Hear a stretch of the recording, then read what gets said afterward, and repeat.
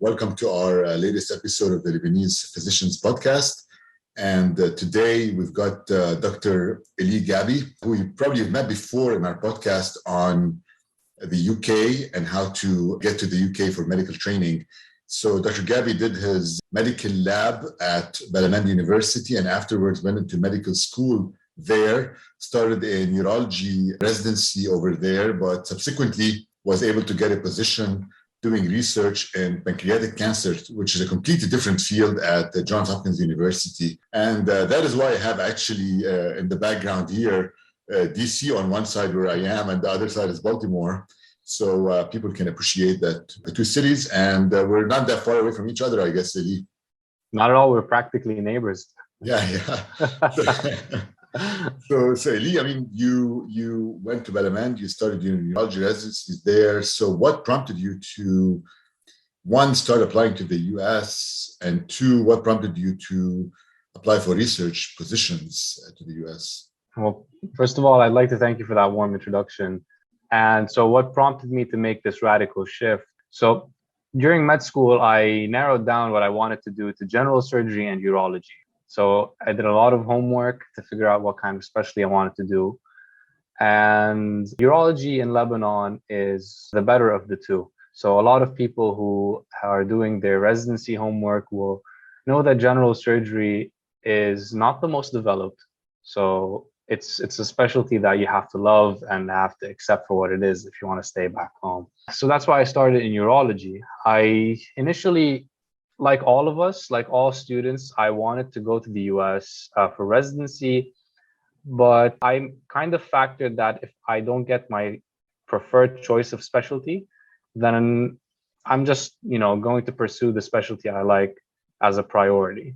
After things spiraled out of control in Lebanon, I decided that it's probably a good idea to start looking at other options, which is what prompted me to start researching all other alternatives. And the easiest alternative to jump to, which is ironically also the hardest, is a research fellowship in the US. So that's how I initially got started.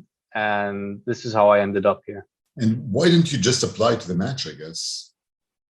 So that's a very important question, because when I decided to stay home, I decided that I won't be doing my USMLEs. So by the time I decided, no, it's a good idea to start researching other options, I was a bit late in the whole scheme of things. I couldn't apply to the match because I didn't do my USMLE. So I'm actually doing them during my postdoc years, so I can apply to the match in 2023.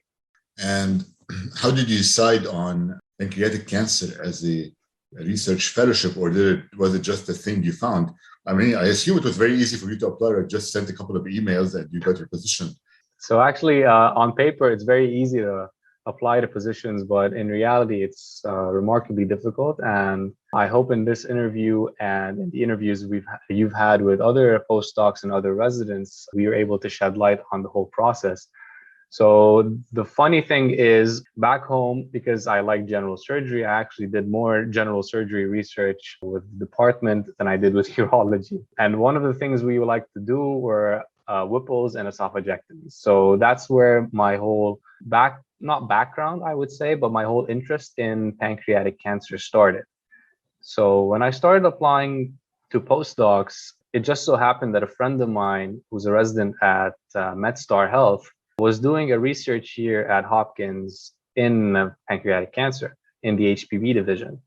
And he told me that there's a postdoc who's applying to the match and that his position will be available and they're looking to recruit someone else. So it was just a really good stroke of luck, I would say, like a series of coincidences that just happened. But that was the only pancreatic cancer postdoc that I actually applied to. Everything else that I applied to pretty much had nothing to do with the hepatopancreatic or biliary division. So how many applications did you send? Like, because with the match it's easy. You do your USMLEs, you go through ERAS and you start applying to multiple programs. With research, it's different. You have to have contacts, send emails out, wait for replies, and sometimes you don't even get any replies. So did you have to send a lot of emails? How did you make your connections to get this position? So that's exactly the difficult part of the entire process. Just like you said, there's no standard way to proceed with finding a postdoc and applying to one. So I started off as anyone would, I suppose. I started off by asking friends of mine who are either residents or postdocs to see what they did and to try to do exactly what they did. And with every person I asked, they were able to give me more and more helpful advice. And they pointed me to resources that were helpful. I'm not saying there weren't, but ultimately, the most useful resource I found was just reaching out to people and to see what's out there, because there's no common source that collects all vacancies in the US or all vacancies in the state. You just really have to look for individual positions and kind of keep an eye out for everything. So I sent close to 60 applications, sent them all over the country, and I sent them to pretty much all specialties that are, part of surgery. So I sent approximately 10 to urology and the other 50 to general surgery, including thoracic, trauma, and HPB. There are lots of resources that I'll mention as we go, but I guess the most important thing is to just keep rapport of who's actually in the US and who we can talk to, especially they're also Lebanese. There were lots of helpful postdocs who were not Lebanese, but ultimately the deciding factor was that a Lebanese postdoc was able to put me in connection with another Lebanese postdoc, and that's how I got here. And when you apply, when you say applications, like what does application include? So yeah, unlike residency, it's pretty much institutional. So it really differs what they're looking for and what they want. And the whole process is also a bit different from institution to institution. For example, Mass General has a portal. So you log into the portal and you submit your application, which includes your CV, your personal statement, letters of recommendation. If I remember correctly, that's pretty much what Mass General is looking for. But you go to a website and submit your application there, and then HR processes it and they reach out to you. Others are less formal. So you email the principal investigator and he asks you for pretty much any number of requirements, but they generally stem from an updated CV, a personal statement, and a few letters of recommendation. For the position I'm currently in, they only requested a CV and a statement of intent. They didn't require letters of recommendation. But I guess the safe bet would be to have at least 2 letters, an updated CV, and to write a statement for each program you're applying to. And my question for you is, did your CV include anything close to the research you're doing right now, or you never did anything like this? It was just more a stroke of you knew somebody who helped you get in. So actually, I did have some research experience under my belt. I generally just enjoyed the whole process of research, being in the research field. That's not to say my experience is robust or the publications we put out are high impact, but we just generally did it for fun, and we picked up a lot of things on the way. So during my medical school years, started working with the Department of Public Health. I was given a giant database to clean, and then we just started to look for correlations between fluctuations in air pollution concentration and different pathologies seen in the ER. So that was my first ever introduction to what a database is, how to start doing analysis, and how to start writing papers. And from there, we kind of just picked up a few topics that we were interested in, and we published as we went. So with regards to what I'm currently doing, yes, I did have research experience in, well, not pancreatic cancer per se. We just published a single institutional experience on Whipple's, and that included, of course, pancreatic cancer. But it's not too dissimilar to what I do on a day-to-day basis here during my postdoc. It still involves lots of data, still involves looking at this data, cleaning it, and a bit of analysis here and there. In these 2 months, I haven't actually analyzed anything, but that's also on the radar. So basically, it's not necessary, but if you do have research experience and maybe some statistical analysis experience, that may add to your CV and may be helpful in that case. I honestly believe so. So for postdocs, so unlike residency needs ECFMG certification, of course. You have to have your USMLEs, you have to have a set of requirements that everyone has to meet, and anything you add to that is, of course, a bonus. For postdocs, it's not that clear cut. So some programs will require USMLEs, some programs will not require them, some programs will require research experience, some will not.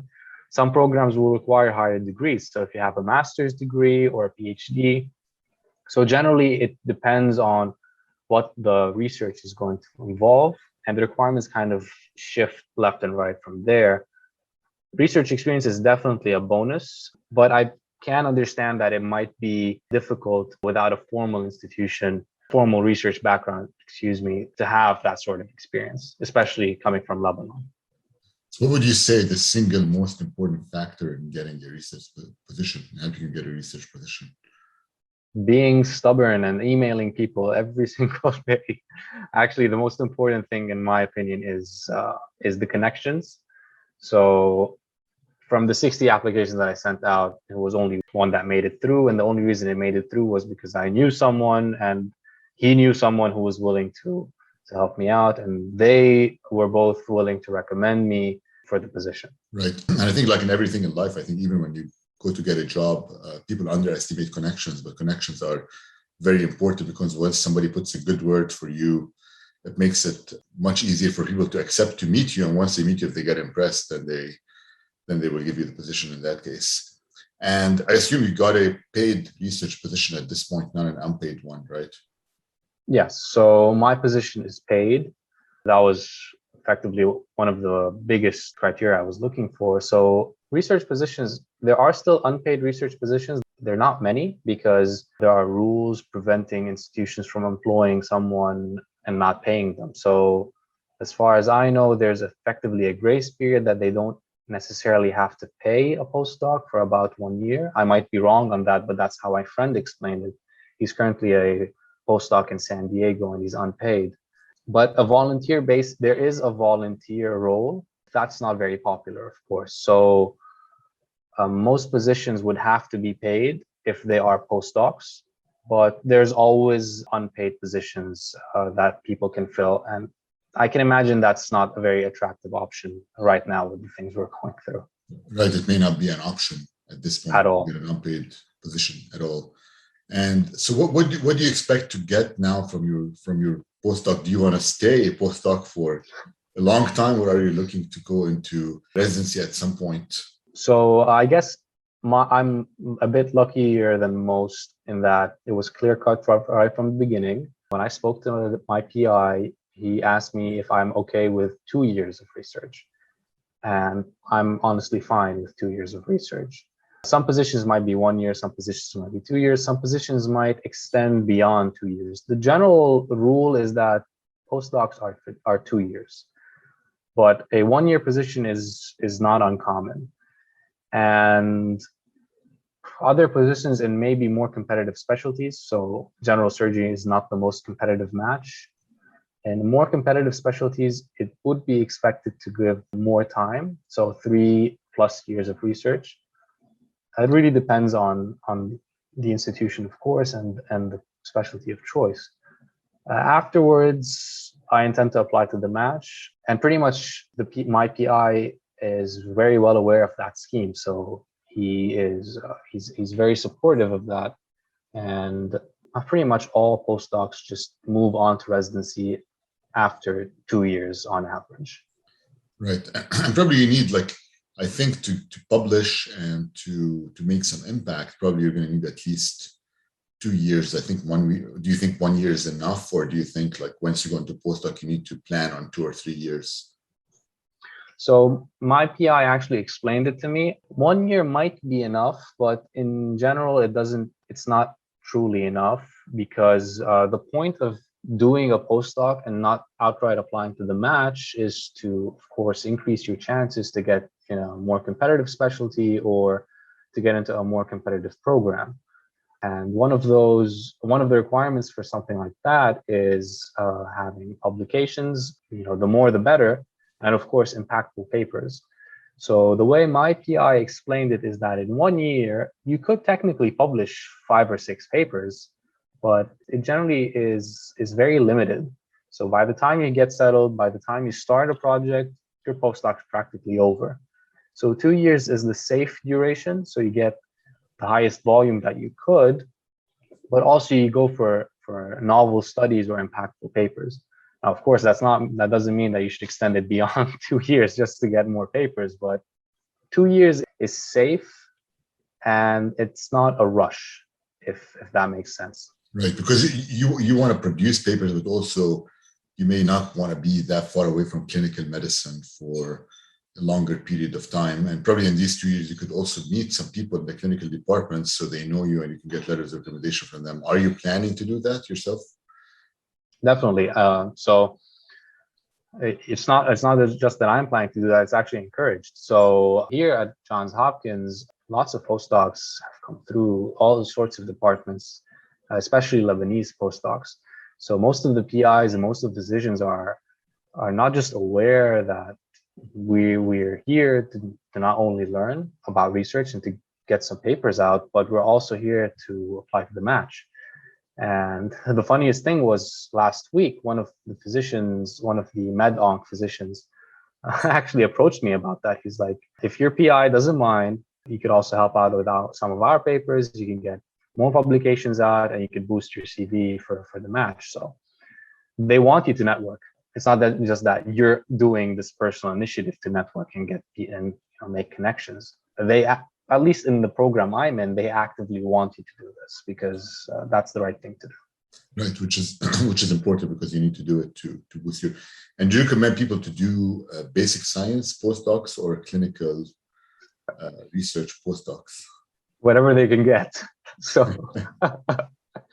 So in my very brief experience researching programs and contacting friends, clinical is more high volume, but basic science is more high impact. So it's a lot easier to be on a huge paper if you're in basic science, but the probability of publishing several papers is probably low. Basic science, of course, takes lots of time to get results and to then write papers. But if my 2 months here at Hopkins are anything to go by, then whatever position a person can get, just go for it, because that gives that person a lot of opportunity to just branch out. So I am given the liberty, quote unquote, to participate in clinical research and to also participate in basic science research. So it's not mutually exclusive. If you're one, you can't do the other. Obviously, I mean, if you want to go into residency in surgery, you want to do a postdoc in surgery and meet surgeons to get letters from them. You don't. If you want to do a residency in psychiatry, you don't do a postdoc in pancreatic cancer, because that's probably not going to help you in getting a psychiatry position afterwards. It might get you an evaluation, but it definitely won't get you a residency. Right. And how is it? How have the past month been? I guess since you've started, is it a lot of work? Is it very stressful, or is it laid back? So I guess it just gets more and more stressful. It's not stressful in a negative way. So PI, the team, and pretty much everyone I've met so far have been remarkably supportive. They understand that moving to a different country takes time, settling takes time, and to pick up skills takes time. So especially because most of us might not have a formal background in research. So we might not have a formal background in using statistical software or lab techniques or pretty much anything that goes on in an actual research department. We might have some idea, but not a great foundation. So these 2 months have been, I wouldn't say stressful. These 2 months have been just full, so to speak. So there's always something to learn, there's always something to do, and there's always something to check up on. Honestly, I wouldn't have had it any other way. So I don't particularly think that these 2 months have been burdensome, so to speak. But it's definitely not a walk in the park. So you just, every single day you're reminded that there's something new to read, something new to learn, and it's just, I guess, part of your responsibility is to make sure you know all that. So it's a steep learning curve the first several months, right? Yeah. So it feels like a steep learning curve because everything's new. Right. And picking up all these skills takes a bit of time. So especially with the administrative things. So figuring out how to submit amendments, or why you need to submit it in the first place, or getting the trainings that you need, that all takes time. But yeah, I mean, it's not so bad, I suppose. Right. And I think this stuff will be important for you once you go into residency and even after that, because it will probably help you have a bigger research background once you start your residency afterwards. And so overall, I guess, what's your recommendation? Because people always ask this question, like, should we do our USMLEs, maybe do one year of internship abroad and then come to the US afterwards, or do a residency abroad, then repeat it in the US? Or some other people say, no, we're going to do a postdoc position and then try to apply for residency. Do you think there's an advantage of one over the other, or it just depends on the situation and the conditions that people should make these choices? So I think when it comes to a postdoc, it's really multifactorial, and every condition needs to be taken into consideration before they make a decision to pursue a research position. I mean, in an ideal setting, if Lebanon were in a better situation, I would focus mostly on why a postdoc is an important step, not just to boost your CV, but also to have an academic background. But right now, it's more of a feasibility thing, less so of an interest thing. So my general recommendation right now, as of today, would be to see the most successful plan to pursue. A postdoc may not necessarily be the most successful transition out of medical school or residency from Lebanon into something abroad. And generally also speaking, a postdoc is just a thing here in the US. So throughout my 6 months of applying to different postdocs, I came to the conclusion that they do not have this, for example, in the UK. I reached out to a vascular surgeon in the UK who's a friend of a friend's, and he explained that they generally do not have this concept. So I guess the biggest decision here is whether to pursue the US or not, and other options should be taken into serious consideration, especially with things going on in Lebanon right now. And once the decision is made to pursue training here in the US, whether a postdoc is required or not. So some people may choose to apply straight up to the match, depending on if they have the connections to directly jump in, if they have a CV strong enough to directly jump in, and also depending on what institution they're applying to. So this is not to say that they might apply to lower tier institutions. Actually, a lot of people get into some pretty good institutions straight out of med school. But the postdoc has the added advantage of just adding a bit of seasoning to the CV, but also giving the applicant a pretty good foundation in research. And I can pretty much say for that most of us have some interest in research, be it basic or clinical science. So it shouldn't just be taken as a stepping stone. It's a very important stepping stone, and it can be a very comforting stepping stone, especially if it's paid in a good institution with a good support system. But there are obviously other choices and shorter courses to take. So do you know, just for purpose, I don't know if you know that answer, but do you know how many, let's say, postdoc positions in surgery are available in the US right now? Do you have an idea? I guess that's an impossible question to answer, just because my general understanding is that a postdoc position depends on the funding. Right. And each PI, if my PI, for example, has X amount of funds and he can only fund one position, then there's one postdoc. But if he had a bigger grant or much more funding, then he could technically fund more than one postdoc. And that's also taking into consideration that there might be people who have the financial means to work unpaid. So a paid postdoc position depends primarily on the funding of that division and that PI in particular. So I guess to summarize, I think what we've talked about, it seems like the decision is based on the condition situation that each person is in at this point. But if you want to pursue a postdoc position, the most important thing you need to start working on is maybe some research background, and at the same time try to start establishing connections early on, so you can potentially get a position if it opens up. Because without connections, it may be hard, especially if you're coming in with a visa that needs to be sponsored. So connections are extremely important. And I guess that's why, Elie, I think you came up with this idea of establishing the postdoc database, just because you thought that by people knowing postdocs or who the postdocs are in different institutions, that may open up some avenues for them to pursue some connections and maybe be able to get postdoc positions afterwards. That is true. So the most useful resources I found were Twitter, the APDS for surgery, and connections, so actual people. The Twitter was remarkably useful because you get to see people retweet and talk about positions, or things may just pop up out of nowhere. If a person just sits down right now and Googles postdoc position in, let's say, in general surgery in Baltimore, since I'm here in Baltimore, they're going to see several positions in several institutions. They might go to a website such as APDS, which is the Association of Program Directors in Surgery. So that's apds.org. They might not see a single position there. And they might go to Twitter and they might see a completely different set of positions. And let's just go with that example. Some of those positions might only be offered to green card holders or to US citizens, and may not look at an applicant who might need a visa.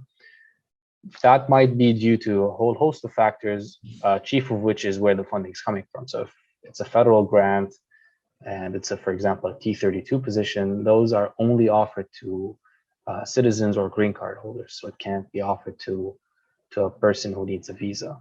So yeah, I came up with the idea of the database because I thought it would be much easier if a person has a laundry list of people to talk to and to see where things start.